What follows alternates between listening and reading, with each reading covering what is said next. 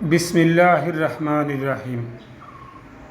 দয়াময় মেহেরবান আল্লাহর নামে। আল্লাহর সকল বান্দাই তাঁর পূর্ণ এখতিয়ারাধীন।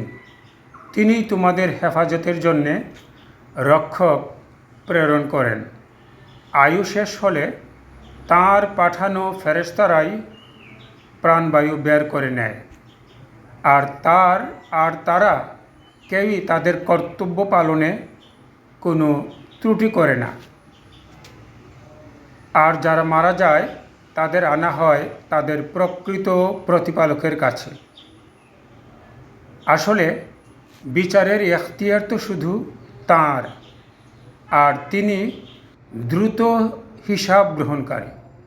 সূরা আনআম আয়াত 61 ও 62। আল কুরআন বাংলা মর্মবাণী।